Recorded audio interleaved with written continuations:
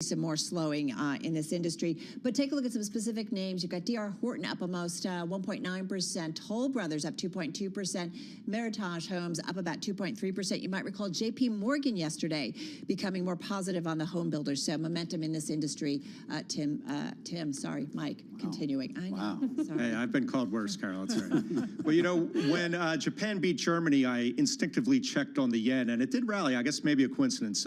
But the big news in the currency market today is this pretty broad spread weakness in the dollar. Bloomberg Dollar Index down about 0.8%. That's bringing it back down to near its lowest level since August, off about almost 6% from its high in September. So, Romaine, that financial conditions certainly loosening, which might not be what the Fed wants to see after these minutes today. And some of the weakness on that dollar, of course, accelerated after we got those FOMC minutes at 2. In fact, that actually pushed the equity market to the highs of the days, off the highs of the day right now, but still it's pretty solid gains across the board. 0.4% higher on the S&P, looking to set up for its second straight close above 4,000 over the last couple of months here. The Dow Jones Industrial Average up about 0.3%.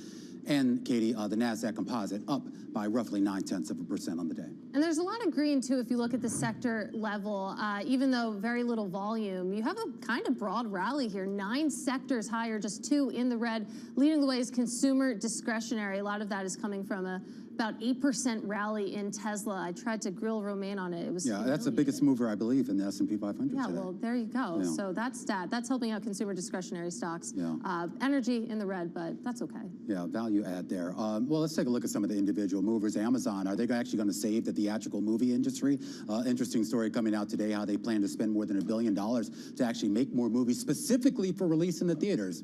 Amazon shares up 1%, Cinemark are up about 12% here, and I think AMC. Theaters aren't dead then yet, huh? I guess so. I'm supposed to go to a movie theater. I'm supposed to go to a movie tomorrow. Really? Yes. I haven't been to one since January 2020. Well, okay. Well, you got to do your part here. There's an economy that you're a part of, Katie. Anyway, true. AMC up about 12% here on the day. Speaking of the economy, keep an eye on Nordstrom. Shares down 5%. Still dealing with a lot of inventory issues and discounting at that retailer, and the oil space pretty much writ large as a whole moving lower here on the day. Schlumberger, representative of that, down about 3.5%. And then, guys, you flip it up. I don't know if you were taking a look at some of the economic data this morning. I know you mentioned housing, Carol, but did you take a look at that PMI data? That was kind of interesting. I mean, expectations weren't high to begin with, but the fact that it did miss coming in below that 50 level, I mean, people were expecting a contraction, but not necessarily by this much. Now, this is manufacturing, and we know there's been that seesaw between consumer demands for manufactured goods versus services goods, but still a lot of weakness in this manufacturing space right now. Yeah, so something we're keeping an eye on. The Fed's watching all of this, even though their dual mandate, we know, is pricing as well as the labor market. All right, we're going to talk about the Fed minutes in just a moment. Certainly saw some reaction in the markets, but what's interesting too is something we got from Kansas City Fed Bank President Esther George. She's at a panel in Santiago, excuse me, and she talks specifically about consumer savings, kind of the good, the bad, the ugly of it, and what it means in terms of Fed policy. Here's what she had to say. While high savings is likely to provide momentum to consumption and require higher interest rates, it's certainly positive that we see that these households are wealthier, less financially constrained, and better insured. But that said, reduced inflation will mean we have to incent saving over consumption. All right, Kansas City Fed Bank President Esther George there in Chile at an event. So it's interesting, right? Like this whole idea of the consumer balance sheet, Romaine, we've talked about it throughout the pandemic, how it became healthier. It's enabled consumers to keep on spending, but as a result, that creates some velocity within the economy that's not great for the Fed. And that's the balancing act here. I mean, we were talking to a couple of guests about this, is that, yeah, I mean, the economy, the consumer is resilient, and a lot of other areas of the economy are resilient, but that sort of works against the Fed's whole mission to get that inflation rate back down to 2%. There's only so much they can do on the rate side alone. At some point, it is about our expectations and our sentiment, and if that doesn't come down, or if it continues to sort of oscillate back and forth, I'm not sure it gets us anywhere back down to 2%, Mike. Yeah, Romaine, and I think, you know, obviously the bullish sentiment in the market will also play into the Fed's thinking, perhaps. It really has kind of a 2020, 2021 vibe today in the market with consumer discretionary, tech, communications stocks rallying.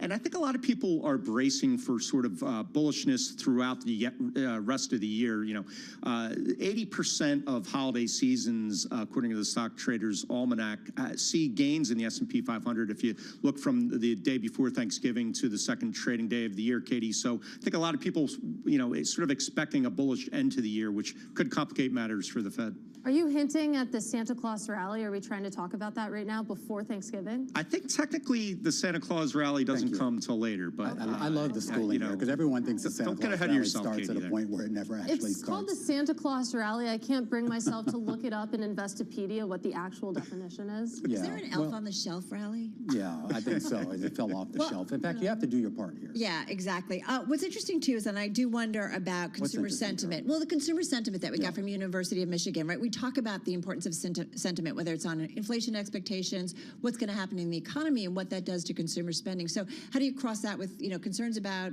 consumers' balance sheets being okay, and yet sentiment's getting negative? Do consumers start to pull back? And we'll see, like Black Friday, how will it be? Will it be a strong one? And I guess that will help get an idea of what consumers are up to. Yeah, I mean, this idea, I keep hearing everyone say that consumer balance sheets are healthy I here. know you don't believe it. I Well, know hang you on, don't. hang on real quickly, Carol, because I was looking at this earlier, because, I mean, not to be the contrarian, but I was looking at credit card usage, the official data that we get out of the Fed, and that's pretty much gone through the roof. It's back to some of the highest levels that we've seen in a couple of years. So this idea here that the amount of money folks are spending right now is not necessarily cash coming out of their banking accounts. It is on credit. It's borrowed money, Right. and there's a big question as to whether they have the capacity to keep borrowing at that rate and paying, and more importantly, paying the higher interest rates on that debt that they're paying versus a year ago. Right, and when do we start to see charge-offs? And when that becomes a problem, right? That they can't manage it, either paying the minimums or what have you. So I Credit guess- card debt rising at the fastest pace in more than 20 years. That's based on data only through the end of September. So it's a lagged effect here, but I think it's something to keep an eye on. All right, we certainly will, and we'll continue this conversation. We're going to be back in less than an hour's time. Our cross-platform. Gosh. What do I do for an hour?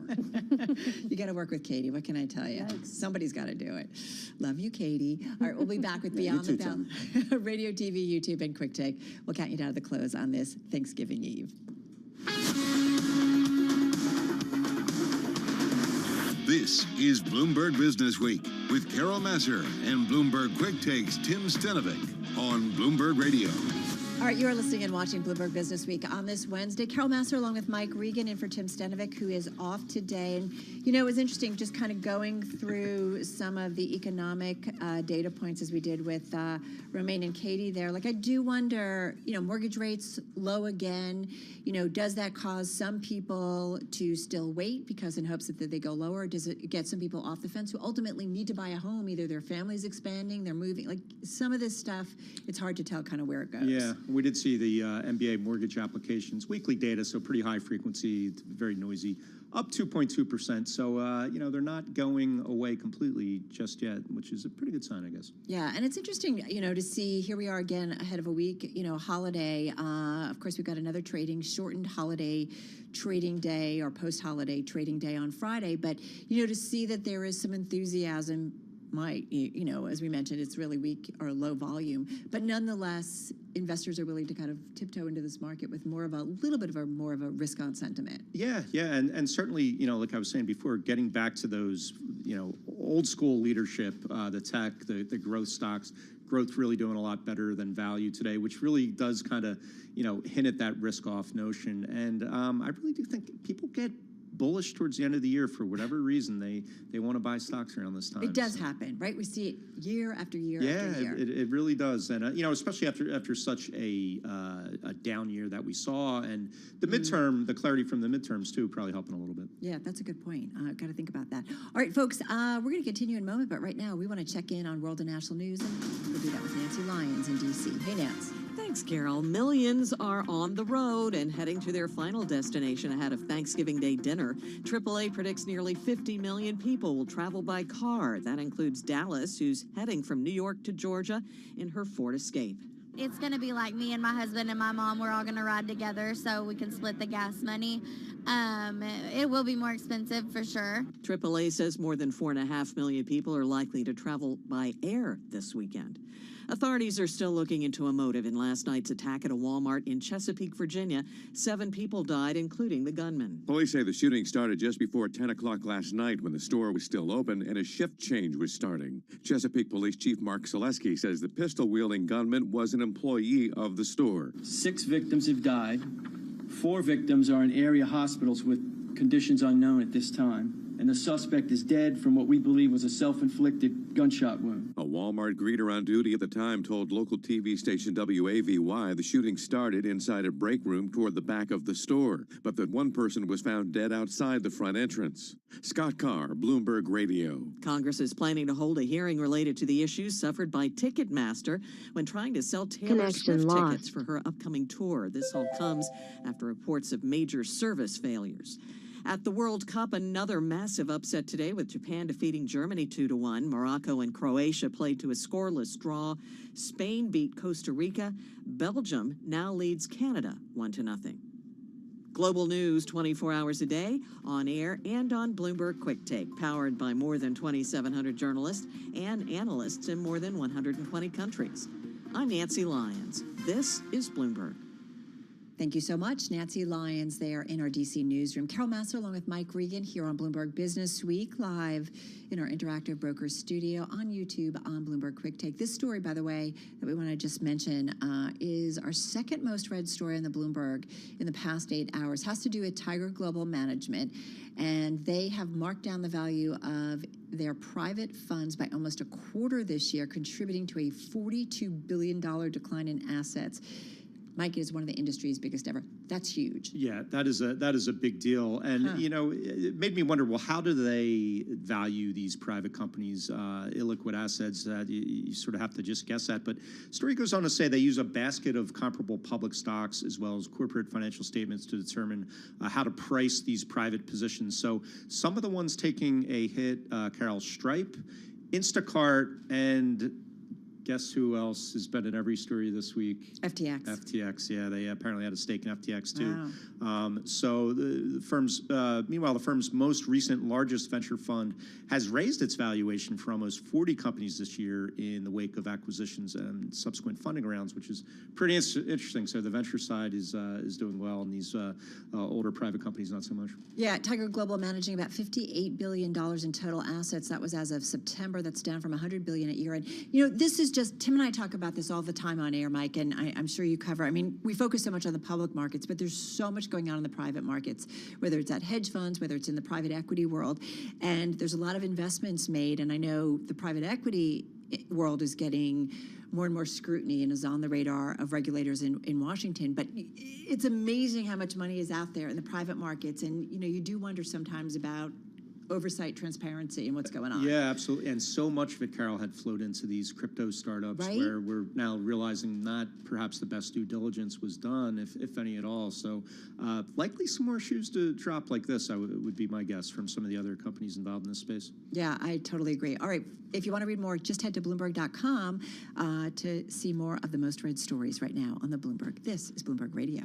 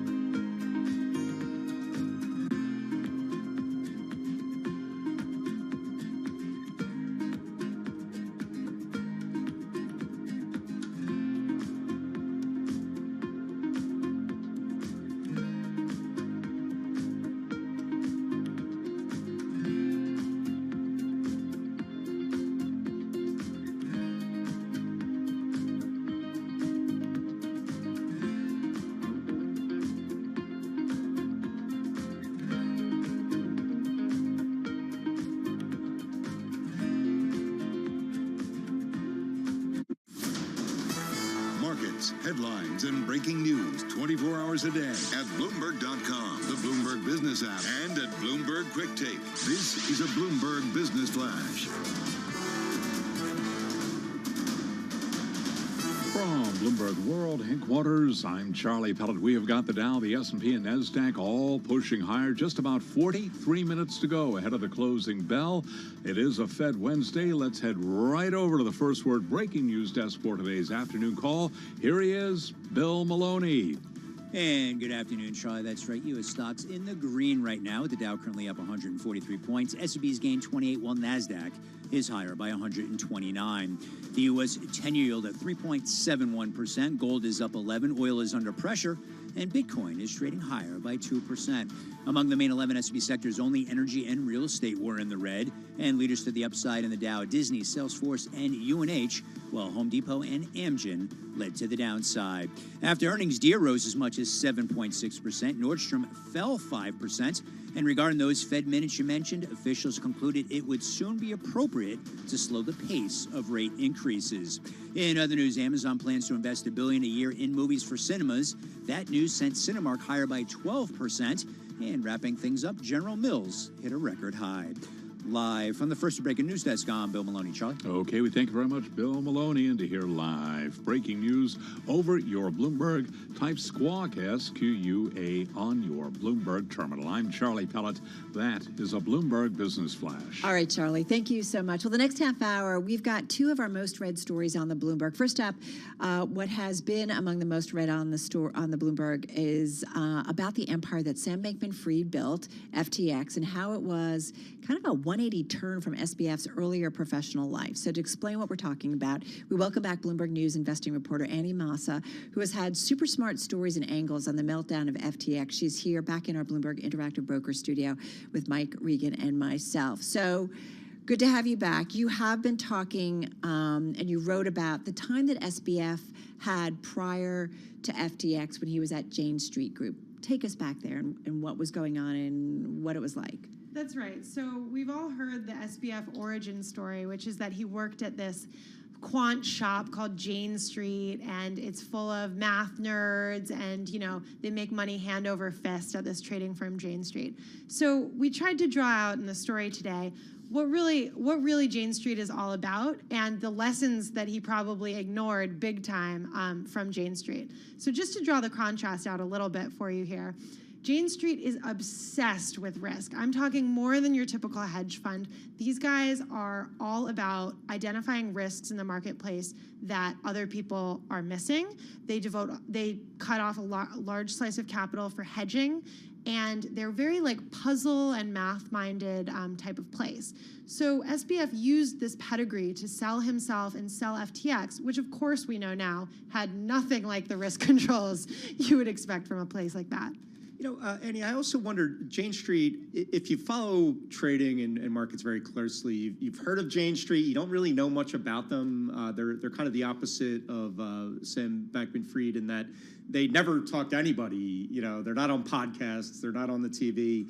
What do we know about them? And I'm especially curious why such a risk-averse, low-key firm would get into crypto. Is it just the trading was so lucrative for them, do you think? That's right. They're always looking for an edge, and they think of the world, like traders would think of the world. There's no upside for them in going and blabbing on someone's podcast, right? Flip to Sam Bankman-Fried. There was a lot of upside in him, from his point of view, in going on podcasts and talking on TV, in being out there, having his name out there, obviously, all over the place, because he was trying to get more and more and more people on the platform. Yeah. Obviously, that's not what Jane Street's trying to do at all. They're trying to make good, savvy trades, and they don't need anyone else's help doing that, and they don't really want... I'll say also, as a podcast host, I would recommend they change that strategy. Jane Street, if you're listening, you're welcome anytime. Yeah, we'll leave this counter open for you. Well, what about the people he surrounded himself with? Wasn't there anyone who from their past history would have been like, hey, we got some problems here? Yeah, so, it's a good point. Jane Street did not invest in FTX like you might expect. Which is also kind of an interesting little red flag, perhaps. I don't know. Yeah, perhaps. Reading into it now. But yeah, I think that they are always looking to bring that research edge and like risk management mania with them to any trade, to your earlier point about why they might want to invest in crypto. And, it's not like Jane Street's the only one that's kind of dove into crypto. Jump Trading, another big sort of prop trading market maker type of firm. There's a lot of these sort of low-key but very important firms that have taken the leap into crypto, right? That's right. This has been a story, over the past several years. And it kind of reminds you, going all the way back in like equities trading, you have these proprietary trading shops that were super under the radar, very keen on like speed and other ways to get an edge. And, they found their way into crypto as well. Now, usually they would wall that off from the rest of operations, the rest of their operations. So you have a crypto slice for these types of firms, like Jump is a big one. But we're going to see really what the fallout is for a firm like Jump, for example, of this bankruptcy, because they were huge market makers in crypto. Tell us about there's a quote, you invested in these kids? Tell us about that. Oh yeah, there's a pretty funny story in there about a VC who was taking a government official to meet some FTX folks. And, the government official shows up in suit and tie, and they arrive in this penthouse in Hong Kong where they were at the time. And, FTX has the penthouse suite at a hotel. And they show up and they're all playing beer pong, and she feels the VC feels so embarrassed. She's like, oh my God, she gets this look like, you invested in these people? But I mean, on the flip side, I will say it's very easy to tell that story now, but there's people ascribe some kind of genius to that as well. They don't need to dress up in a suit and tie to impress me. They're just going to be, I was going to say that sort of quirkiness and outsider image was kind of the appeal to a lot of people. Yeah, I mean, it worked for Mark Zuckerberg. It's worked, any number of times, like the kooky genius in the shorts and t-shirt who's playing beer pong because he doesn't need to impress you, right? And people are like, ooh, he doesn't need to impress me? I'm impressed. Yeah, right. Count me in. Hey, Annie, just got about 25 seconds left here, but I do think about SBF's inner circle and who really knew probably what was going on. You do wonder about, were they just kind of also turned their heads on kind of typical oversight? Yeah, I mean, that it's a big question, turning your head or really knowing about what was going on. Yeah. And, there's a lot more to unfold there. Oh my God. It's another great read. And like I said, just great reporting, trying to understand how this came to be, who SBF was, and just kind of understanding how it all unfolded. Annie Massa, thank you so much. Have a great Thanksgiving. Are you off Friday? Yes. Okay, good. She gets a break. And then she'll be back reporting on this. Investing reporter at Bloomberg News here in our Interactive Brokers studio. You are listening and watching Bloomberg Business Week.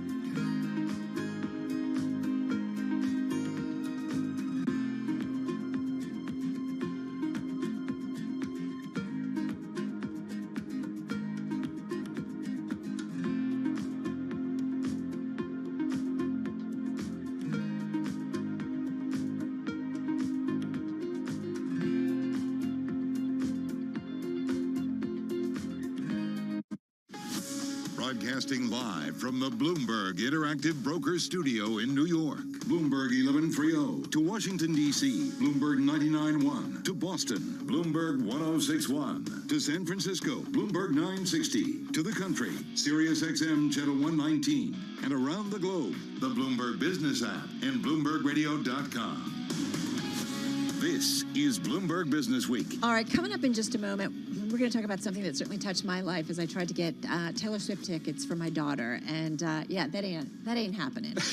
I'm just going to say, Mike. Best of luck to you with that. And I have 3 daughters, Carol, and it ain't happening 3 times for me. For $120,000, you can get 3 tickets. Yeah, right. Okay. It's either college or Taylor Swift. I gotcha. Their choice. Or a new form of economics, which we're going to get into in just a moment. There's actually Swiftonomics. It's a thing. All right. First up, though, back to the markets and the trade. Here is Charlie Pellett. Thank you very much. We got 28 minutes to go ahead of the closing bell with the Dow, the S&P, NASDAQ very much in the green. We are close to session highs now. Stocks are advancing as investors sift through those policy minutes from the FOMC that showed most officials backing the slowing of the pace of interest rate hikes soon. We've got the S&P now higher by 23, up by about 0.6%. Again, very close to session highs. The Dow is up 106 points right now.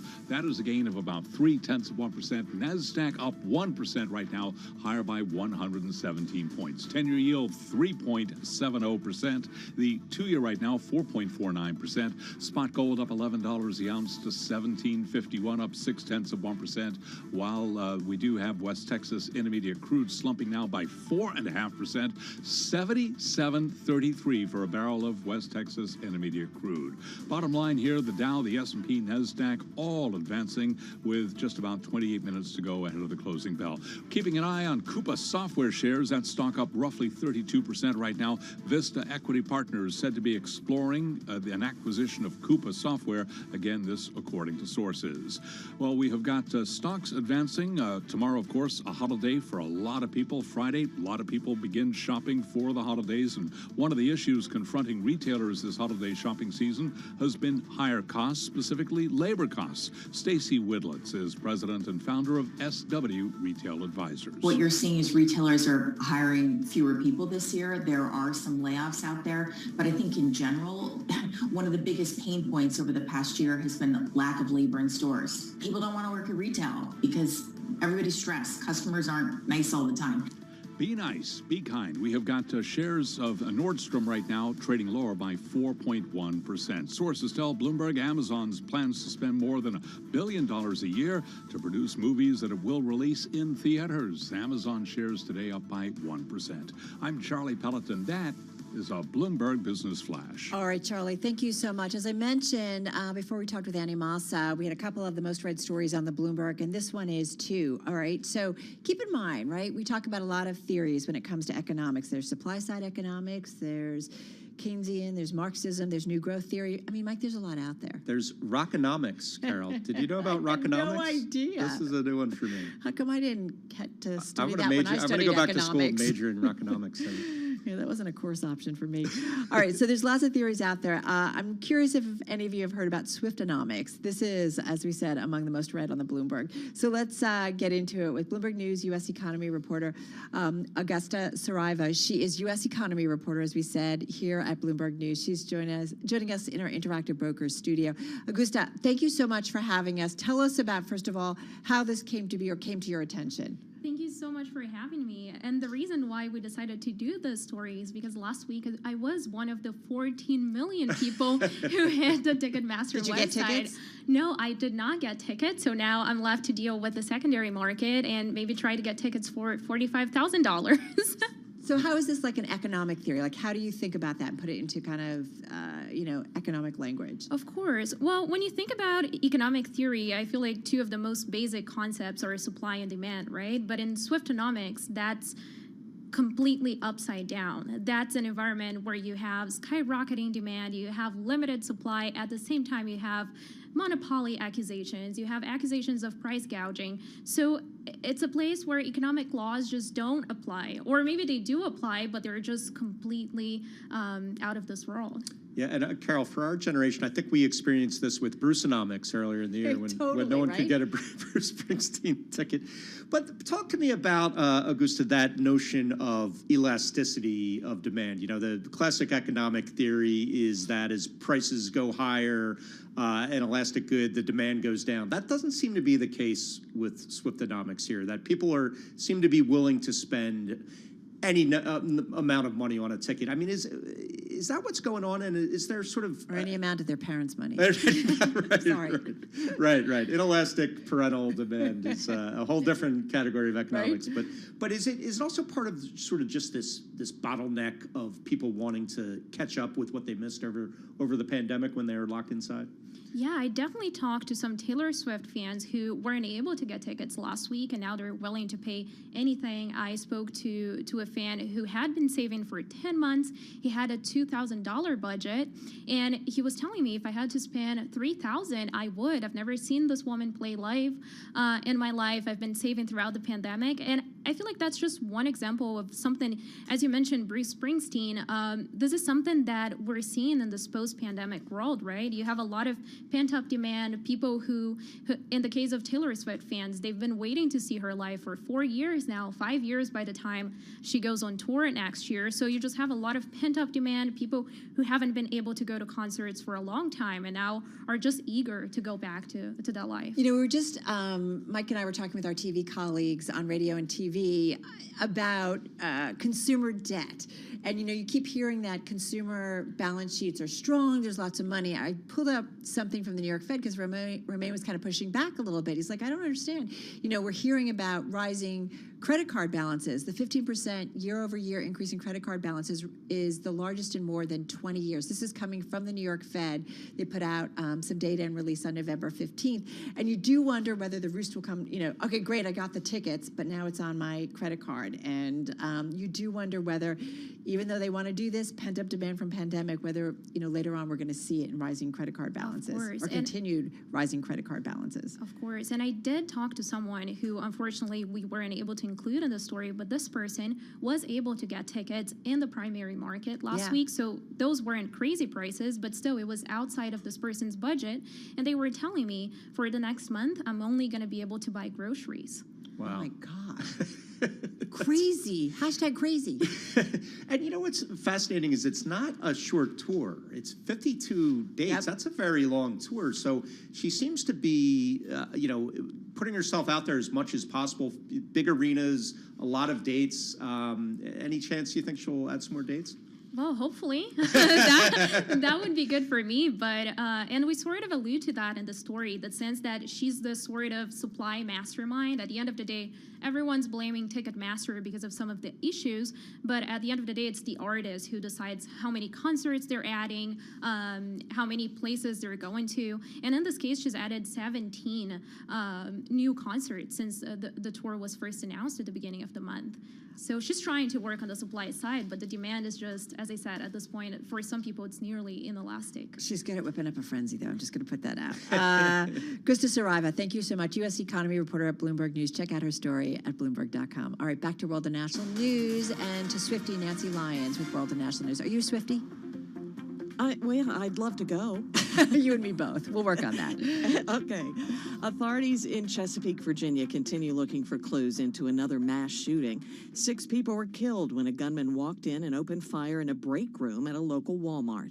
Brianna Tyler works at the store and tells ABC's Good Morning America the gunman was one of the store managers. I don't know of anything that had happened recently for him to just overflow with these emotions, but yeah, he was the manager that everybody, you know, had something to say about, pretty much. Tyler says the gunman did not appear to be shooting at anyone specifically. Virginia Governor Glenn Youngkin has ordered flags lowered to half staff. Just a horrendous, senseless act of violence. Youngkin says he's offering whatever resources authorities need in their investigation. While the alleged shooter in the Colorado Springs attack at an LGBTQ nightclub will be held without bail. The 22-year-old slumped over in a wheelchair during today's court appearance. Anderson Aldrich will likely face 5 murder charges as well as possible hate crime charges. Democratic Senators Elizabeth Warren and Sheldon Whitehouse are asking the Justice Department to avoid pulling any punches as it investigates and seeks to hold accountable the executives of FTX who contributed to the crypto company's demise. An attorney representing FTX told a judge yesterday a substantial amount of assets have either been stolen or gone missing.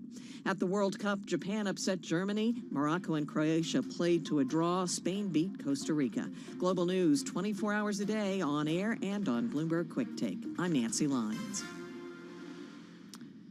All right, Nance, thank you so much. Nancy Lyons in our D.C. newsroom. So this story, we've been talking about it a bunch here at Bloomberg. Charlie mentioned it earlier. I think Romaine mentioned it as well over on the TV side.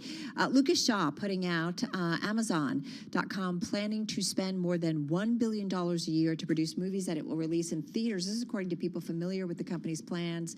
It would be the largest commitment to cinemas by an internet company. So it's such a reversal, right, of all the content that's on all the streaming services, and now they're talking about putting it up on the big screen. Yeah, and a pretty big splash to enter this area. The Amazon plans to make between 12 and 15 movies annually. That's a lot of movies for a movie studio, you know. And I mean, I guess they're already making some for the streaming service, but you know, that's a big investment, a big commitment. It's interesting to see how it'll work out. Well, what's crazy too is you do wonder, right? The streaming services, right, have been releasing, you know, something straight to streaming services, some movies, some big screen movies. Like there was some controversy, right, during the pandemic about that when you kind of had to because people weren't going to theaters. But it's just kind of interesting about the outlets and the back and forth, like put it out on streaming, put it out on the big screen. I guess everybody's just trying to figure out where can they make the most money. Yeah, and well, I guess, and then also, Carol, you know, once you put it out in the theater, you can always stream it then, so you will have it in your inventory. Second revenue stream, right? Right. But one of my favorite meme stocks, AMC Entertainment Holdings, reacting pretty positively. Those stock rose about 9%. Cinemark Holdings advanced 12% after the news. So a bit of a lifeline here for those struggling theater chains that really haven't quite gotten back on their feet from the pandemic. Yeah, U.S. ticket sales, by the way, are down more than 33% from 2019, the last full year before the pandemic closed theaters. Many of the biggest movie studios are part of companies that have started releasing original movies online to boost their streaming services. So we're still down, trying to get people into... Have you been to a movie theater? Well, everyone's buying those Taylor Swift tickets, I guess. I have, though. I've been to a couple, yeah. You haven't, so you're going back. I don't think I've been back since the pandemic. Oh, you got to get there. I know. Popcorn's always the best. All right, check out more at Bloomberg.com. This is Bloomberg.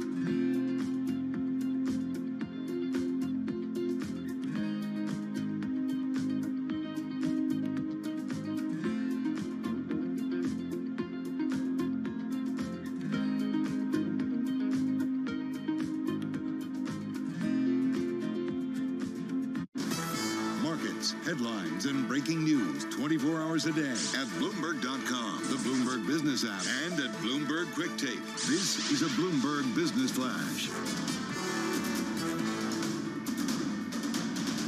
From Bloomberg World headquarters, I'm Charlie Pellet. Stocks and bonds are rallying after today's Fed meeting minutes. The S&P now up 20, a gain there of 0.5%. The Dow up 78, up 0.2%. NASDAQ up 100 points now, higher by about 0.9%.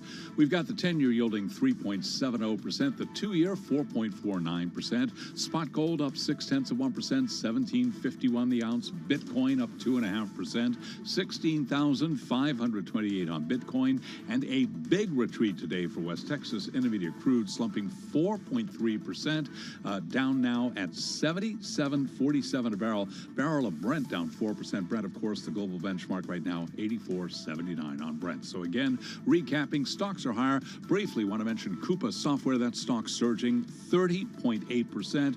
Sources tell Bloomberg that Vista Equity Partners is exploring an acquisition of Coupa Software. Again, Coupa up now by 30.8%. I'm Charlie Pellet, and that is a Bloomberg Business Flash. All right, Charlie, thank you so much. It is 3:49 on Wall Street. The following is an editorial from Bloomberg Opinion. This editorial was written by the Bloomberg Editorial Board. Building anything in the U.S. requires navigating a rainforest of red tape. Green energy projects are no exception. Wind, hydropower, geothermal, solar, nuclear, however desirable such endeavors may be, they're no match for the sheer obstructive power of state and federal rule books. Permitting for these projects takes nearly 3 years on average, while the preparation time for environmental impact statements has risen more than 50% since 2000. Without change, this system could well thwart the U.S.'s climate goals. Across federal agencies, new efforts are needed to maximize exemptions, speed reviews, and otherwise prioritize clean energy projects. And lawmakers on both sides of the aisle should prioritize permitting reform. Elected officials are quick to call climate change an existential threat. They should show a little more urgency. This editorial was written by the Bloomberg Editorial Board. For more Bloomberg Opinion, please go to Bloomberg.com/opinion or OPIN Go on the Bloomberg terminal. This has been Bloomberg Opinion. I'm driving in my car. I turn on the radio. How about you let me drive? Oh, no. Who's gonna drive you home? Honey, please, I'll do the driving. Drive on. Excuse me, I want to drive. It's the question that drives us. This is the Drive to the Close. That funky music will drive us till the dawn. On Bloomberg Radio.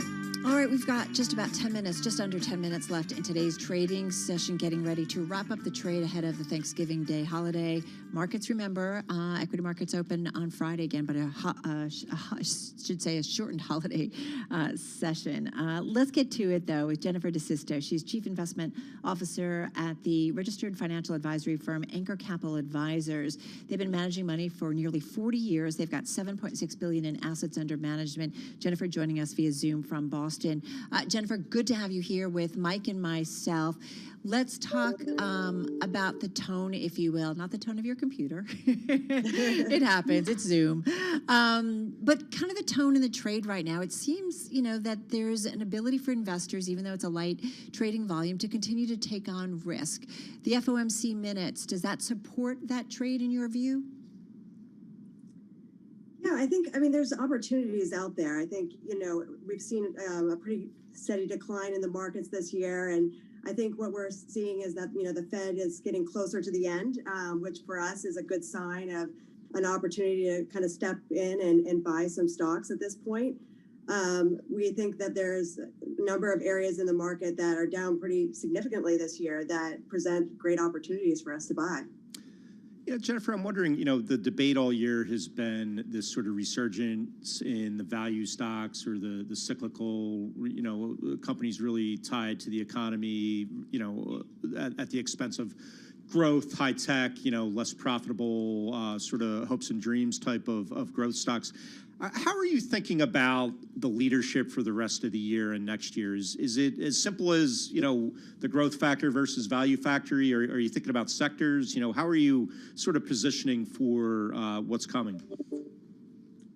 Yeah, I mean, we're thinking about sectors. I think there's, we've really kind of seen this transition, sort of what we saw in the '01 to '02 time period, where, the technology valuations came down significantly, and we kind of rotated into this stretch of time for value stocks and value sectors like energy, industrials, materials. And I think because there's been such an underinvestment in that space for the last decade, there's a real opportunity over the next several years where we're going to see those companies do a lot better. We're also really interested in industrial companies that are supporting the secular drivers in renewable energy and electric vehicles. We're not directly participating in electric vehicles, but or the more hyper growth plays in renewable energy, but there are a number of industrial companies that make components and sensors and connectors and substrates, and that go into these types of renewable energy plays. So we think those are really interesting opportunities. And we think in the mining and materials sector, there's opportunities as well. We're going to be needing copper and lithium to be put into electric batteries. So we think that companies in that space who have actually done a lot on environmental and social concerns are really set up well for the next several years.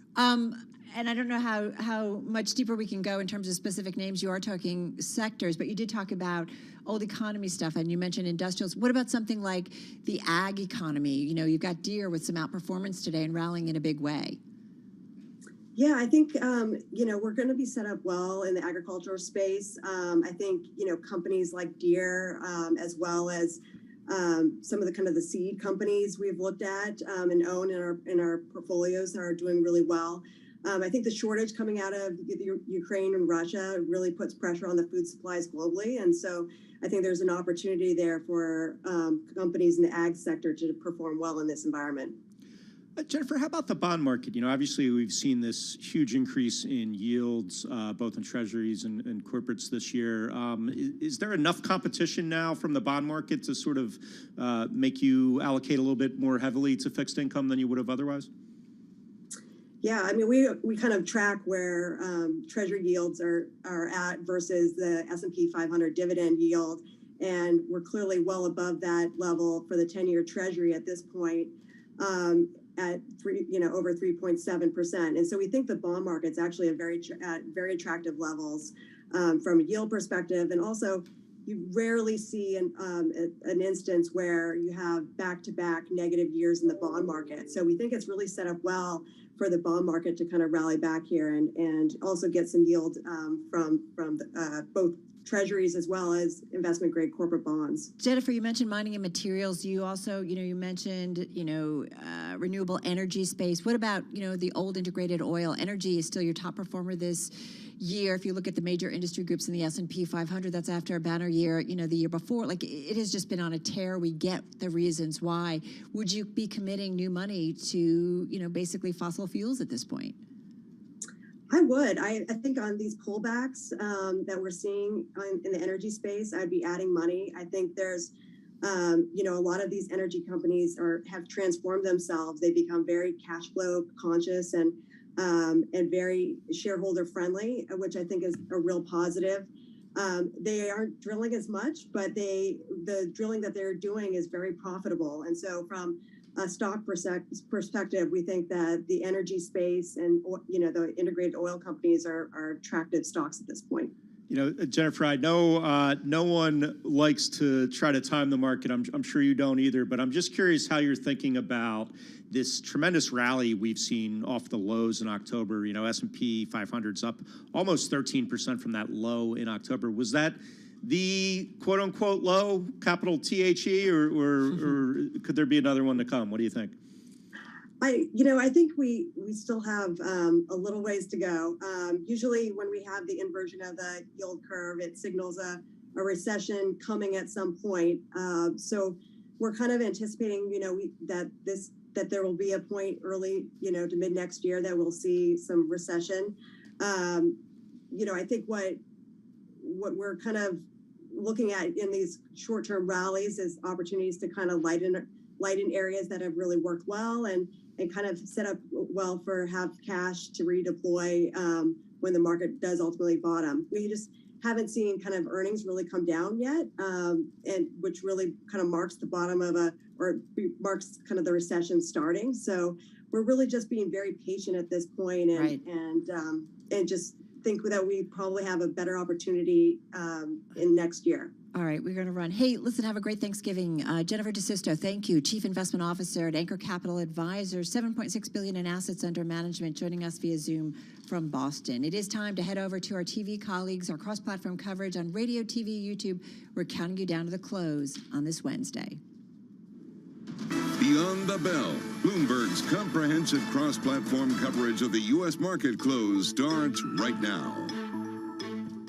And right now, we are about 2 minutes away from the end of the trading day. Romaine Bostic alongside Katie Greifeld. We're counting you down to the closing bell, and here to help take us beyond the bell. It's our global simulcast with Carol Massar. Mike Regan stepping in today for Tim Stenovic. So you wanted to say Tim. I was almost going to say Tim, but Tim just refuses to work a full work week here. It's like Carol, too. Carol only works 4 days a week. But we welcome our audiences across Bloomberg Television, Radio, and YouTube here. And Carol, in all seriousness, let's start in on this rally, because I thought it was interesting. Yesterday, we had the S&P close at 4,000, first time in a couple of months. It opened today above 4,000, and it's pretty much held that all day long. I think it dipped briefly below that, but it looks like it's going to finish that day right above 4,000 as well today. You know, I think, on any given day, investors can kind of read whatever story they want to read when it comes to what the Fed's going to do, but those minutes may be giving investors more fodder and confirmation that they think, okay, maybe the Fed not going to cut rates anytime soon, but coming to the end of its aggressive rate increases. So maybe it starts to slow somewhat, even if the end in terms of Fed funds is going to be higher than what Fed officials thought. Nonetheless, maybe people are starting to see the light at the end of the tunnel, but I would say we got to hold off, because I think it's going to be some time before we start to see significantly Mike, you see a light at the end of the tunnel? Not on the Jersey Transit Tunnel tonight. That's going to be mayhem. Is that thing even running anymore? How does that work?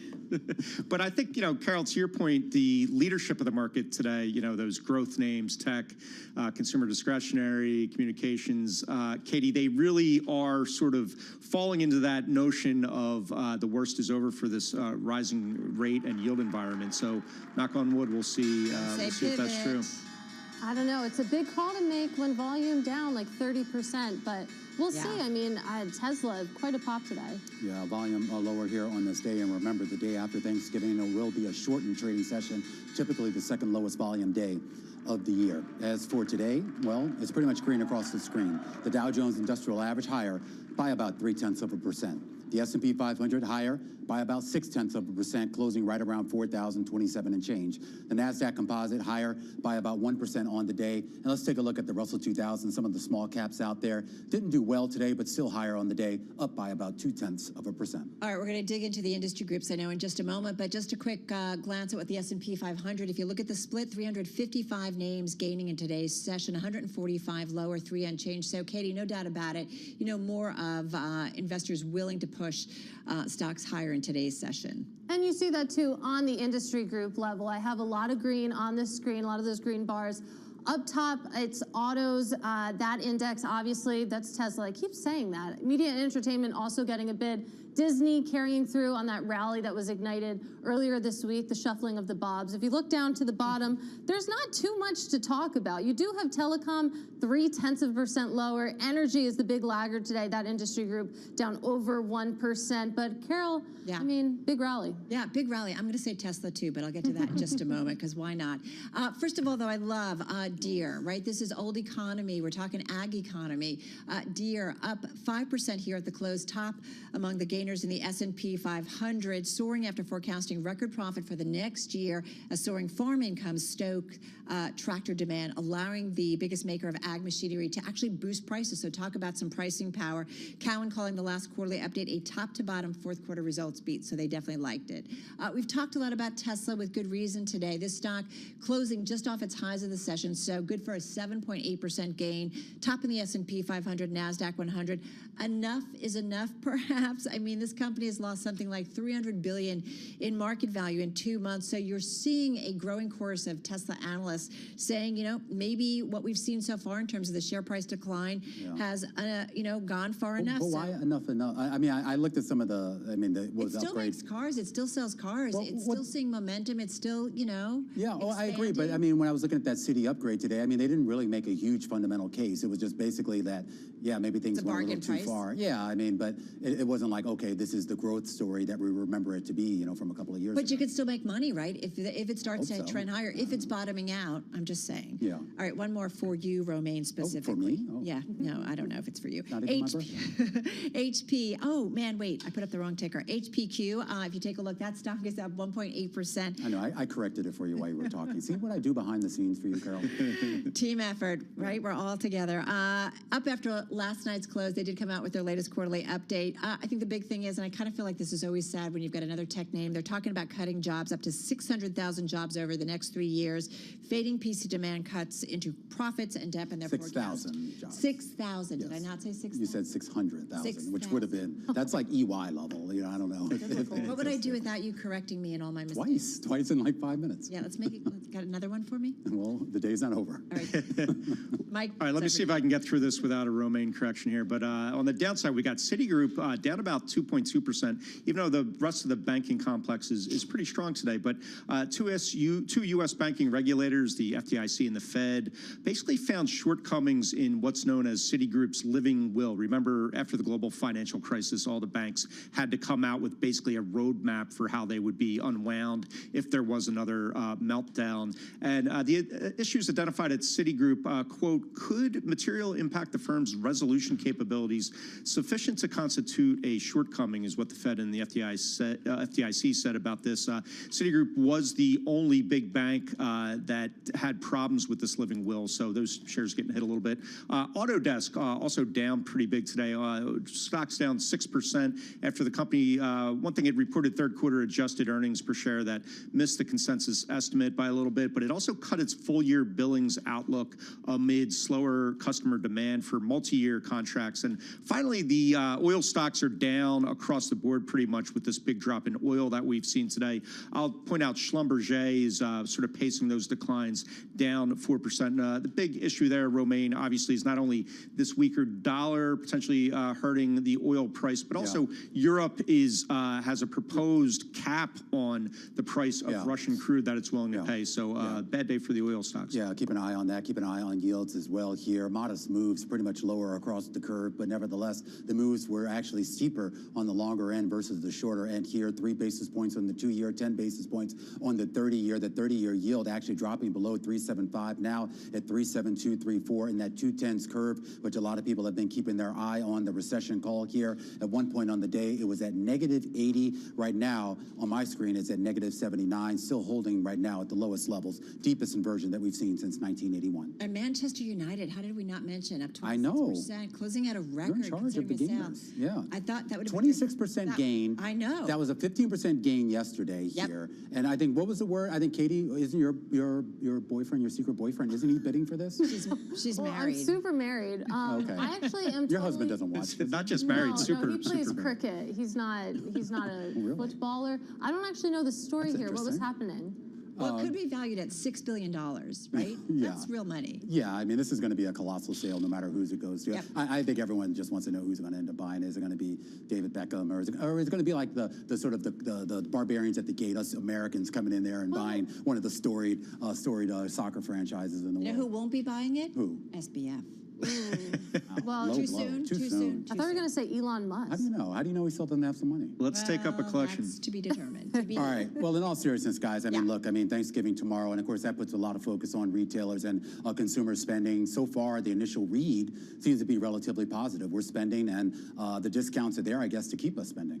Absolutely, and it was interesting, the conversation we were having with Tom McGee earlier from ICSC, this sort of barbell, that it's the discounters, but also it's maybe luxury that wins out over the weekend to come. Well, did you see what I gave you a gift, Remain, on Twitter? And this had to come from the New York Fed about total household debt reaching $16.51 trillion. But what was interesting is they talked about those credit card balances. This came out on November 15. 15% year-over-year increase in credit card balances, the largest in more than 20 years. That's what you were talking about. Yeah, and I mean, look, I mean, I don't, I'm not an economist, obviously, so I don't know if that's necessarily gloom and doom, right? I mean, there might be a silver lining to that. It's only a problem if you don't pay it, right? But when you see that sort of rising up like that, and you just compare it really, Carol, to what we saw in 2020, 2019, and 2021, where people did have actual cash, they were spending some of that government cash, but nevertheless cash in their pockets they were spending. Right.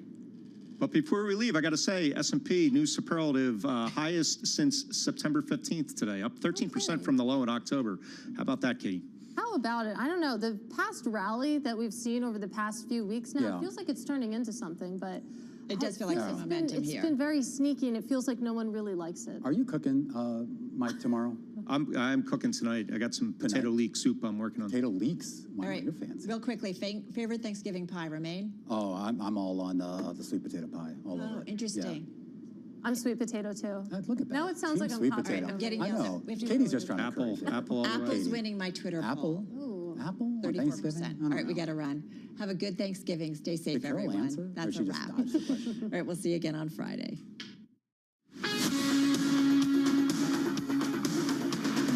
You're listening to Bloomberg Business Week with Carol Messer and Bloomberg Quick Takes Tim Stenovic on Bloomberg Radio. All right, if you're marking your calendars, our simulcast will not be back on Friday because it's a short holiday trading day, so a little bit different programming. But we and the team on TV will be back on Monday to count you down.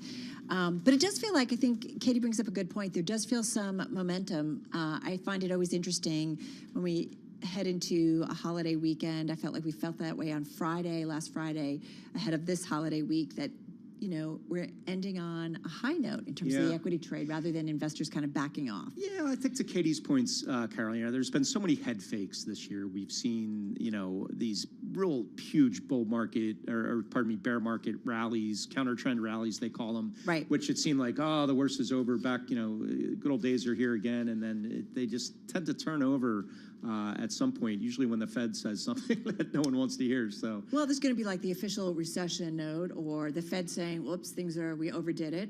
There's always that possibility of a scenario. And some of the recession models are saying, wait a minute, it's not a done deal, not 100% probability so much. Yeah, and will we be through it by the time it officially is noted? Hey. All right, let's get back to world and national news on this Wednesday. Here's Nancy Lyons in D.C. Hey, Nance. Thanks, Carol. Police in Chesapeake, Virginia say the suspect in last night's shooting at a Walmart was an employee at the store. He died from what's believed to be a self-inflicted gunshot wound after killing 6 people. Virginia Governor Glenn Youngkin says now is the time to support those who've been impacted. It's a horrendous, senseless act of violence. And today we have to come around families and support them. There will be time for us to react and better understand, but today is a moment where we need to support these families that are facing the unimaginable. Youngkin has ordered flags to be flown at half-staff. Authorities say they are still looking into a possible motive for the deadly attack. Applications for unemployment benefits rose last week to nearly 241,000. That's a 3-month high amid a wave of layoffs at technology companies. Bloomberg's Irv Chapman with more. Wages are not growing as they did last year, Luke Tilley, chief economist at Wilmington Trust, pointed out in a Bloomberg interview. The labor market is obviously still tight. We've seen that decline in job openings. They're still really high, but really the takeaway here is that wage growth is slowing, pretty close to normal wage growth. And what we really need to see is more people re-entering the labor market that are still in those younger cohorts. Tilley said as a result, wages could potentially resume their upward climb. In Washington, Irv Chapman, Bloomberg Radio. At the World Cup, people are still talking about Japan's surprising defeat of Germany earlier today. Morocco and Croatia played to a scoreless draw. Spain easily defeated Costa Rica. Belgium beat Canada 1-0. Global news 24 hours a day on air and on Bloomberg Quick Take, powered by more than 2,700 journalists and analysts in more than 120 countries. All right, Nance, thank you so much. Nancy Lyons in our 99.1 newsroom in Washington, D.C. A couple of housing stories, and I actually highlighted kind of the bump up we saw in home builders once again in the trade today, outperforming the broader market. A couple of housing things going on, and one, I think we hinted on it earlier, Mike, and that has to do with mortgage rates coming down in a big way for a second week. Yeah, the contract rate on a 30-year fixed mortgage decreased 23 basis points, so almost a full quarter percentage point to 6.67% in the week ended November 18th. That's according to the Mortgage Bankers Association data that released Wednesday. So still pretty high, 6.7%, but it's kind of mind-boggling to see mortgage rates move at that sort of volatility. You don't expect them to be moving a quarter point, in a week like that. No, that's a really good point. And nearly a half a percentage point in the past 2 weeks alone. That's the most since 2008. And so it's interesting, as you said, those are big swings. And if you're trying to land a rate for a mortgage, you're probably like, what do I do? Like, do I hold off? Do I just lock it in at this point? Absolutely. Yeah, it's a very it's a tough situation, especially you have sort of some cracks showing in the housing market, a little bit of softness in prices, but it actually spurred the MBA's index of applications to buy a home by 2.8%. So people are thinking that now's the time to jump in. Who knows what they'll be next week? No, it's a really good point. Like, because at some point, if you are planning to buy a home, you've got to just make the decision, or as you watch rates maybe move around, whether or not this brings some momentum back. This is on top of, in addition to some other housing data, U.S. new home sales unexpectedly rose in October, largely driven by an increase in the South, likely representing a pause in an otherwise weak housing market. So as we all like to point out, one data point doesn't necessarily indicate a trend. Yeah, right. And this data, I think, is somewhat influenced by that Hurricane Ian that hit Florida and Georgia and South Carolina. So a little bit of sort of push forward of those sales, perhaps. Yeah. And meantime, though, we did see the home builders and a lot of those individual names definitely outperform, as we mentioned in today's session. The group, the S&P 500 Super Composite Home Builders, up about 1.8% today's trade.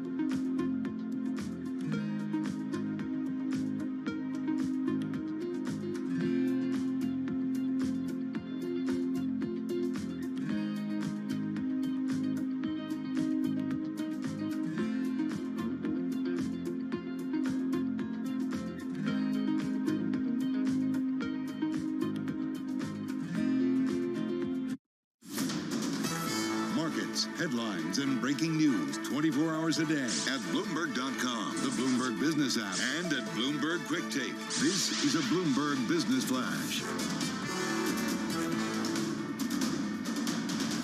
From Bloomberg World Headquarters, I'm Charlie Pellet. The Dow, the S&P, and NASDAQ all advanced today. S&P and NASDAQ 100 index notched gains for a second straight session. Stocks moved higher after the Fed's latest meeting minutes showed most officials backing the slowing of the pace of interest rate increases soon. S&P up 23 to 4,027, higher by 0.6%.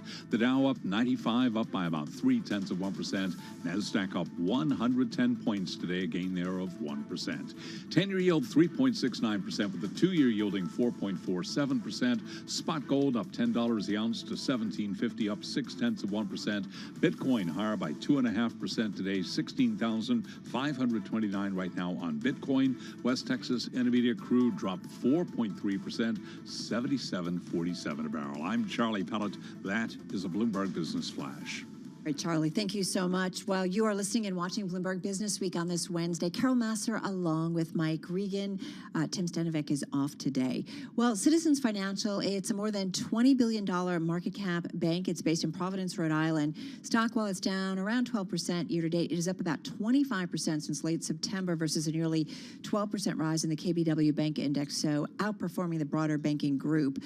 With us right now to talk about the business and the outlook is Don McCree. He's Vice Chairman and Head of Commercial Banking at Citizens Financial Group. He joins us on the phone in Rye, New York. Don, good to have you here with Mike and myself. Welcome back. You were on with us in July. What has changed in terms of the outlook and business activity since that point? You know, I don't think that much has actually changed. We were flashing a little bit of a recession concern. Then we still are a little bit concerned about a recession as we get into 2023.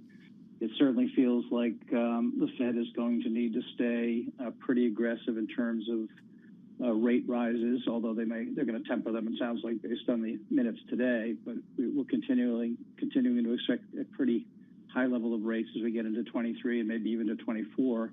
And that rate environment we think is going to last a little bit longer than we might have thought in July. So hopefully we don't tip into a deep recession, but and we're not seeing it in our business yet, but we're certainly on the watch. You know, Don, whenever we see this sort of uptick in rates that we've seen this year, and especially when it's coupled with this concern about the economy, as a banker, I'm assuming you must start to get worried about things like delinquencies and charge-offs and sort of the health of the credit health of customers and you know, really the economy as a whole. Is there anything to be concerned about there? Is there any sort of upticks that you've noticed that we should know about? It's really strong. I mean, it's quite remarkable how resilient both the consumer and the corporate portfolios are. You know, remember, we on the consumer side, we tend to be higher end FICO scores, so we're not in the subprime markets where I think we're seeing a little bit of distress. So that's an area of watch. We're early days on corporates. I think that some of our companies have seen a little bit of margin pressure, but generally companies have pretty strong pricing power, so margins are holding up. And then, you know, an awful lot of companies took advantage of the low rate environments over the last couple of years, and they fixed their capital structures. So you're not seeing the normal interest coverage pressure that you would see in a rising rate environment. So either through longer dated issuance or through hedging, a lot of our customers have gotten quite conservative in terms of their capital structures. The other thing that I'm definitely a believer in is having gone through the pandemic, I think management teams got very serious about cost containment, very serious about automation, very serious about liquidity, and I think that's providing a little bit of a buffer to deterioration that you normally see as you begin to decline. And Don, how's sort of the risk appetite among clients? You know, are they ready to take on big loans and start big projects, or is there some hesitancy there until we sort of see how this economy shapes up? No, if you're a CEO of a large company or a small company, it's very hard to step into this market. You know, it's not the level of rates or the fear of recession; it's the volatility. And it's very hard to take that step and try to issue a bond or go and raise a lot of capital right now. So I think we need to see a calming down of the volatility. If rates are higher, that's fine. buyers and sellers will normalize in terms of value, and then we'll see a more robust set of activity.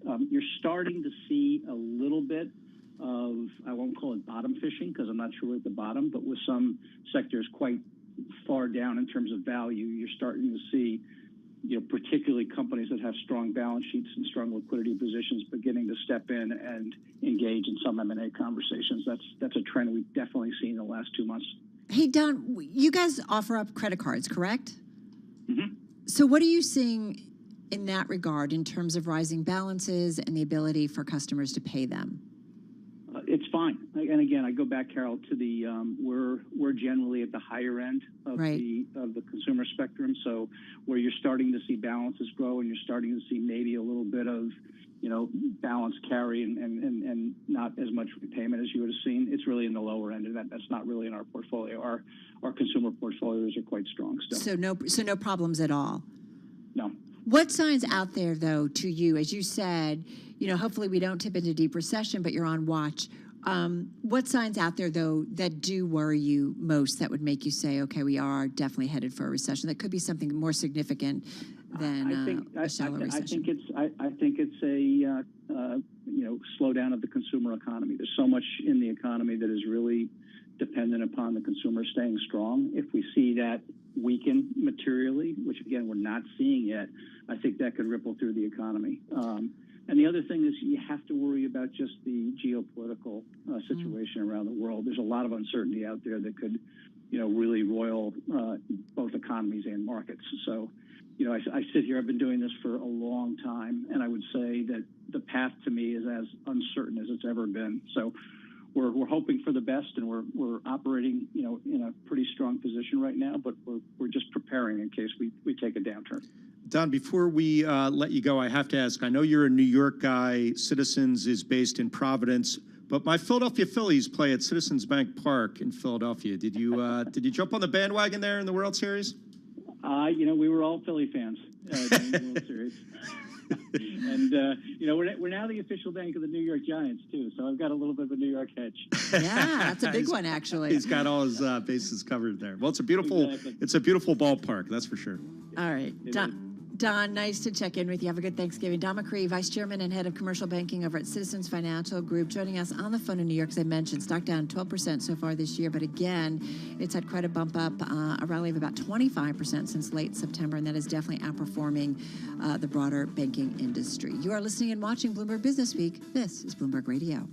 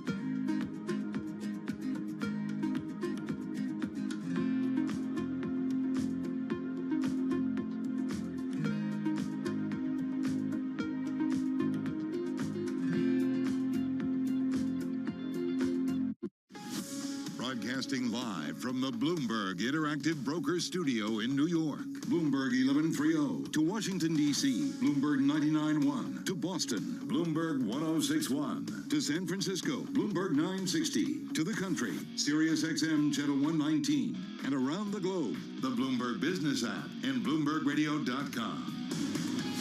This is Bloomberg Business Week. All right, everybody, you are listening and watching Bloomberg Business Week on this Wednesday. Carol Master along with Mike Regan. We've got a full house here, Mike. We do. We've got a special guest, I think, coming up. We do, and it's been a couple of years. We're going to check in with Nate Checketts. He's co-founder, CEO of Roan. He is in the studio with his son. It's a family affair ahead of Thanksgiving. We're going to talk about the business in just a moment. First up, though, back to your top business stories. A look at the market close. Here is once again Charlie Powell. Hi, thank you very much, Carol. Here's what's going on. Nice having Mike Regan on board, by the way. The Dow, the S&P, and NASDAQ all higher today. 23-point gain for the S&P. Heading into a long holiday weekend for a lot of people, not necessarily on Wall Street. We've got the S&P at 4,027, up 23 points, higher by about 0.6%. The Dow up 95 points today, a Fed Wednesday, up by about 0.3%. NASDAQ up 110, higher by 1%. 10-year yield 3.68% right now, with the 2-year yielding 4.47%. Spot gold up $9 the ounce, up 0.6%, 17.49. Bitcoin, an up day there, up 2.3%, 16,501 on Bitcoin. And West Texas Intermediate crude down 4.5%, 77.33 for a barrel of WTI. So yes, it was an up day for the Dow, the S&P, and NASDAQ, 2 in a row if you're counting on the S&P. Jennifer DeSisto is Chief Investment Officer at Anchor Capital Management. And right here on Bloomberg Business Week, she told us it is still too early to say stocks have bottomed. We still have a little ways to go. Usually when we have the inversion of the yield curve, it signals a recession coming at some point. So we're kind of anticipating, that there will be a point early, to mid next year that we'll see some recession. On a day when most stocks advanced, Nordstrom fell after saying higher discounts are hurting profitability at its upscale department stores and discount chain. Today we saw shares of Nordstrom falling by 4.2%. Deere & Company forecast record profit for next year as soaring farm income keeps stoking tractor demand while supply chain constraints ease. Deere shares running higher today, up by 5%. So again, recapping, the Dow, the S&P, NASDAQ, all up today. S&P up 0.6%, 10-year yield 3.68%. I'm Charlie Pellet, and that is a Bloomberg Business Flash. It is indeed. All right, Charlie, thank you so much. Bloomberg Business Week here with Carol Master and Mike Regan in for Tim on this Wednesday. So last time, our next guest, last time he was on with us was August 2020. We were all living in yoga pants, sweats, and all kinds of comfy athleisure clothes, which is something our next guest knows an awful lot about. So a great way to wrap up our show today ahead of Thanksgiving. Back with us is Nate Checketts. He's co-founder and CEO of Roan here in our Bloomberg Interactive Brokers studio. It is great to have you back. How are you? Doing great, and it's great to be back in the studio. I mean, it's just a dream to see you, and everything's going great. Well, tell us about it, because really when we talked to you, we were in the depth of the pandemic. It was certainly a different world, and we were all trying to figure out a way through it, but I was living in jeans and my yoga pants. Take us back there of what it was like for you guys.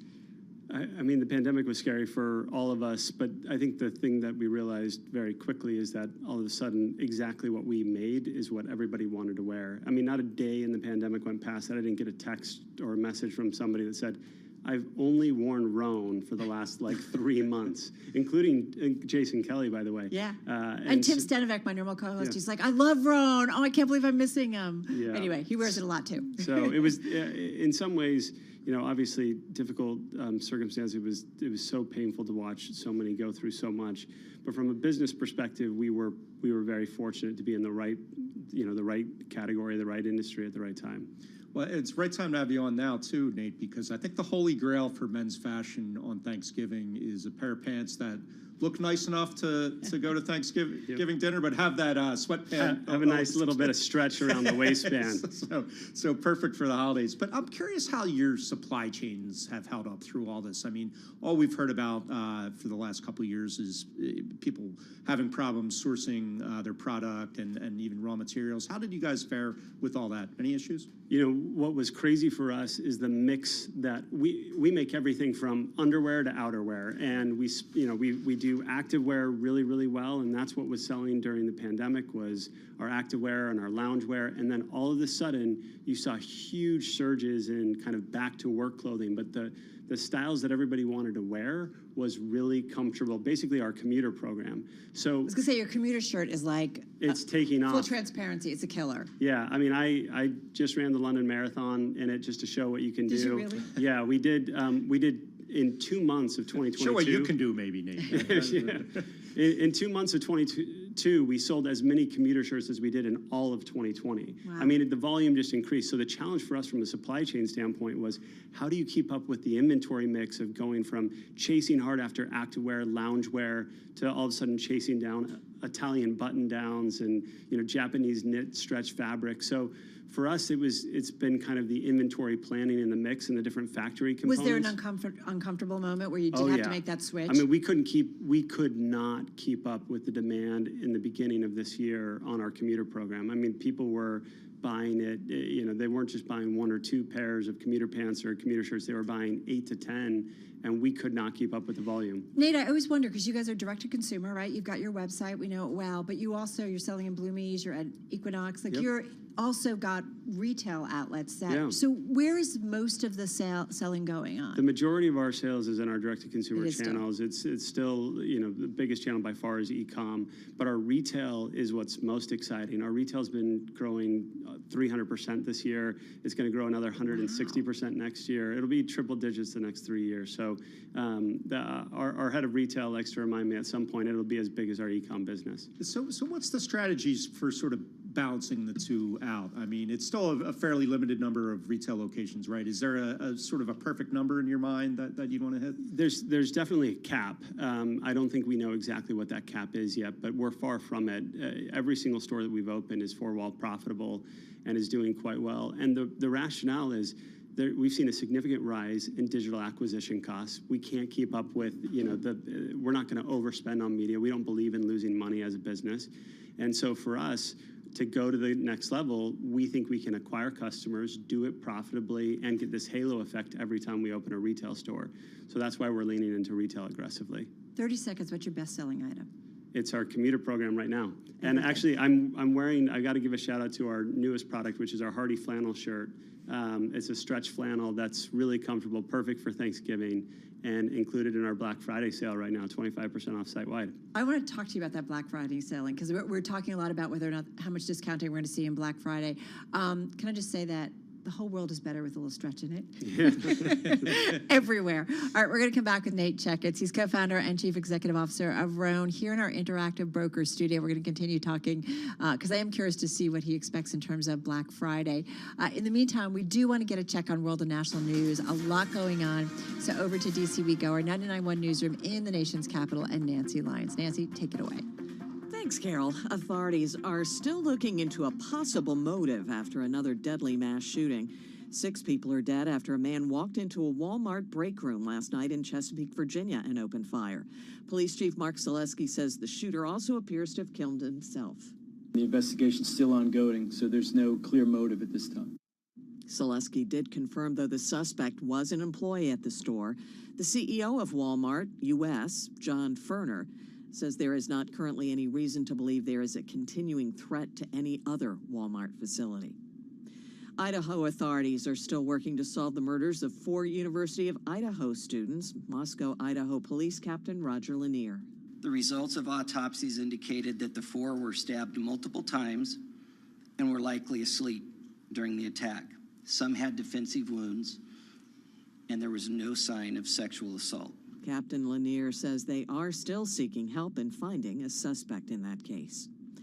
The Department of Justice is reportedly looking into possibly questioning former Vice President Mike Pence in their criminal probe of former President Trump's efforts to stay in office. The New York Times is reporting Pence is open to considering the request. What is unclear, though, is whether Trump would try to invoke executive privilege in order to stop him or to limit his testimony. Well, at the World Cup today, there was another massive upset with Japan defeating Germany by a score of 2-1.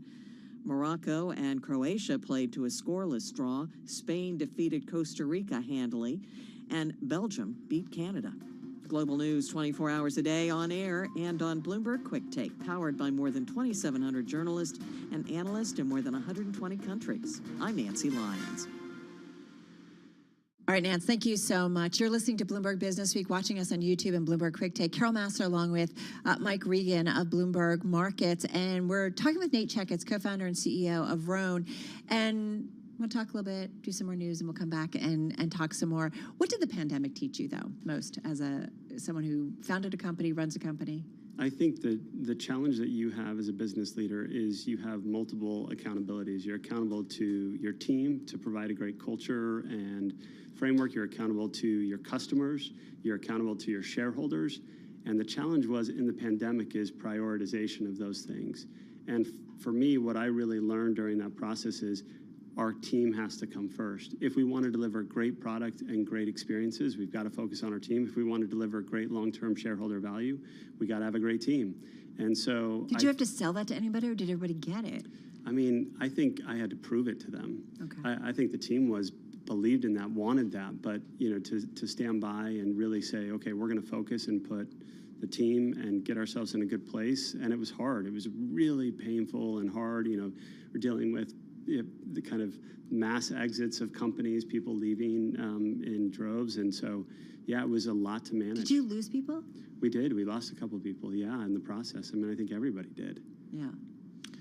Yeah, but Nate, I'm curious, fashion is such a tricky business, trying to stay ahead of what's next and what's hot. Is it does being in the sort of more casual wear sort of get you away from that a little bit, or is there still risk that, you're going to come out with a shirt that is last year's shirt? I think what gets us away from that a little bit is we're in men's, and men's is much less driven. But, I try and tell our team all the time, fashion is a 4-letter word for us. Men tend to buy blue, black, and gray consistently. And so we don't want to be overly driven because, you miss the wrong fashion trend. And I don't believe, men like to think of their clothing and apparel as gear, not as clothing. Right. So it's like make high quality, great products, and it's going to last for a long time. We're going to come back with Nate Checketts of Roan right here on Bloomberg Radio.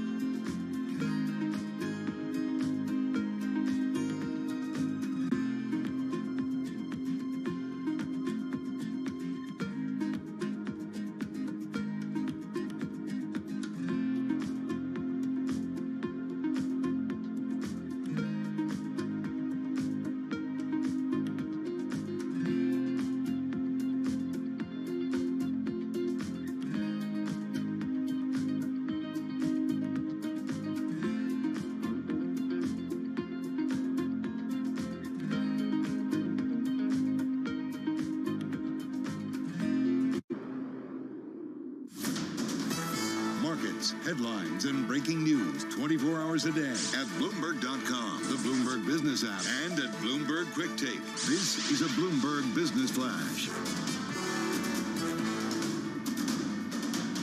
From Bloomberg World Headquarters, I'm Charlie Pellet. The Dow, the S&P, and NASDAQ all advance right now. It is on to the Thanksgiving holiday for a lot of people. S&P up 23 points, higher by 0.6%. The Dow up 96 points, higher by 0.3%. NASDAQ today up 110, a gain there of 1%. 2 in a row for the S&P 500 index. 10-year yield 3.68%, with a 2-year yielding 4.47%. Gold up $9 the ounce to $17.49, up by about 0.5%, while we had the NASDAQ Composite Index up by just about 1%. This update is brought to you by SEI. SEI today sponsoring our business update. S&P, as I mentioned, higher today by 0.6%. 10-year yield 3.68%. Spot gold at $17.49 the ounce. West Texas Intermediate crude down 4.4%, $77.37 a barrel. Imagine your asset management firm's operational infrastructure as a competitive advantage. Let SEI show you how at SEIC.com/IMS. I'm Charlie Pelleton. That is a Bloomberg Business Flash. All right, Charlie, thank you so much. I want to get back to you, Nate Checketts. He's co-founder and chief executive officer of Roan. He is here in our Bloomberg Interactive Broker Studio. Can I say that you're here with your son? Oh, yeah. Well, you're here. Will's here. You want to say anything in the microphone? No. that was a quick no. I hear you. I hear you. That's okay. If you want to, you could just let us know. Nate, one thing, Mike asked you about your supply chain, and with all the geopolitical turmoil, the pushback against globalization, we're still a global market. But I'm curious, have you changed your supply chain at all over the years? We've had to diversify it a bit. I think we had huge concentration risk, certainly in Southeast Asia, and that, to your point, China specifically? in China, a bit in China, about 30% of our production was in China. It's just real risk. And so we've tried to move production as close to home as we realistically can without sacrificing quality. And we've started to do a bit more in Vietnam, but Vietnam was a country that was completely locked down during the pandemic multiple times. Right. So it's challenging, and it continues to be a challenge. Do you manufacture in the U.S.? We don't do manufacturing in the U.S. Really, for the technical quality that we do, it's very, very hard to find the manufacturing in the U.S. that we would want. Nate, I'm curious how you got to where you are, because I'm reading your bio here, and it's a pretty interesting bio. You spent some time at the NFL working as a strategy consultant. How'd you, what was sort of your path to what you're doing now? Yeah, it's about as non-traditional, non-linear of a path as possible. I grew up, kind of not knowing that I was a bit of an entrepreneur. I started a summer camp in my parents' backyard when I was 15. Did you really? I didn't, my mom told me I needed to help pay for some of the summer camps I was attending. I mowed lawns for 2 Saturdays and realized that was not sustainable. And so I was like, I could teach kids how to play sports. So I printed up some flyers, went to Little League soccer games, started passing them out. And next thing I know, my mom comes in. She's like, I just got called by 10 different parents saying you're hosting a summer camp in the backyard. And I was like, I forgot to tell you about that. So the camp ended up running for 8 years, and my brothers ran it after me. And then I started a mobile software company in college. So it was very nonlinear. I thought I was going to go management consulting, investment banking. When you grow up in the Northeast, that's what you think. And I think I've just realized I love building things, and for me, Roan's been another great step on that journey. Retail can be tough, though. Oh, my gosh. And clothes in particular. No, seriously. I mean, I know. When people say, hey, I'm thinking about starting a clothing business, I say, no. Okay, go lay down and wait for that feeling to pass. I mean, it's so hard. And you always underestimate what you don't know, which is, the only reason I started this is because I had no idea how hard it was. Well, and I think I've pressed you before, like in some of our conversations, like, when are you going to bring in women's clothes and stuff? I mean, I've worn it. I like guys' clothes to begin with, but I've worn it, and it works really well. But is it just because women, it can be really fickle and tough? I think that's part of it. I think the other big part of it is our core mission is around men's mental health. We are living in a men's mental health epidemic. Crisis. It's a real challenge. The level of anxiety, depression that men are experiencing are at record highs. It is different, and can be identified on the gender spectrum. Men are 4 times more likely to commit suicide than women. And so part of our big focus and effort and energy is around trying to help men find safe spaces to discuss their mental health and to find and build relationships which adult men tend to struggle with. And, can a clothing company realistically do that? Well, we're trying to. In all of our stores, we hold events that we call mind and muscle events. So it's a big part of our ethos. And if we do women's, it will need to be really authentic. We'll want to make sure that we feel like we have a place and a reason to live. Yeah, but I'm curious about the competitive landscape because I do feel like I've seen a lot more sort of startup clothing brands. To your point, it's a difficult business, but it seems like the barrier to entry has come down a lot. I'm getting a lot of ads on social media for the normal brand, probably brands you don't want me mentioning, You Worry, those type of things. It seems like a pretty competitive area. Is that barrier to entry, has it come down? I think what happened is that it got very low. Anybody who had an idea could start a brand. I think it's gone back up though. And the reason why is because digital acquisition costs are so expensive. 10 years ago, if you started a brand with really good advertising, good media buying, you could build an audience. I'm not so sure that's the case unless you're prepared to lose a lot of money for some period of time. And so there is a vintage of brands in the DTC world that I would say are somewhere between 5 and 12 years old that I think are pretty unique and can have expansion into retail. Don't need to worry about the other big change in terms of iOS 14 and privacy laws. You can't leverage the lookalike audiences in the same way that you used to be able to. Right. So I think what happened is, to your point, barriers came way down. You saw a huge influx of brands. Barriers have started to go back up because of rising acquisition costs, and you're not seeing as many new entrants into the market. Do you need to go public? I think when you look at the success of Under Armour and Lulu in the public markets, maybe recent years aside, there's certainly a path and a reason to consider going public. Our big focus is building a long-term brand, and public markets can be a great opportunity there, but it's not something we're focused on in the short term. So how do you think about then growth? Talk to us a little bit about the growth that you're seeing, and I'd love to talk about top and bottom line growth that you're seeing also. Yeah, we have had an amazing growth year this year, despite the macro trends in the market, and we expect that to continue. But there has been a shift to focus on more bottom line profitability. And are you profitable? We are. Okay. Yeah, and we've been fortunate that this year we've had a much bigger focus on that, and so yeah. I think now you can't have a business that's growing 50% or 40% and losing money. You've seen some of the public DTC brands, that had $2+ billion market caps that are now at the risk of being delisted and valued at closer to $200 million because they just continue to lose a lot of money. I don't think that's a sustainable business model long-term, even in the public markets. And you're focused 100% on the U.S. market, right? Is that? We do a little bit of international, but it's very, very small. We think there's a big domestic opportunity for us still, but international is on our roadmap, and we plan to lean into it. The strong dollar is working in your favor these days. Yeah, that's the challenge is, do you really want to be going after a market right now while it's weak?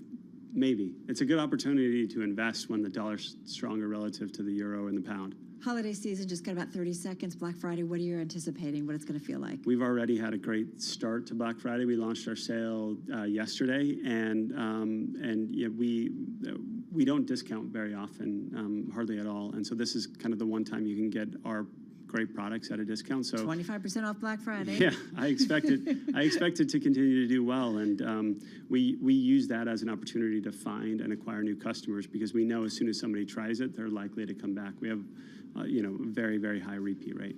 Well, which is an important statistic. So great to have you back here. Thank you so much, Carol. Nice what to a meet pleasure. you. Thanks. And Will and Nate Checketts joining us. Nate, of course, is co-founder and chief executive officer of Roan, joining us in our Bloomberg Interactive Broker Studio. Mike Regan, thank you so much. Oh, thank you. Always a pleasure. And everybody, have a good and safe Thanksgiving. This is Bloomberg.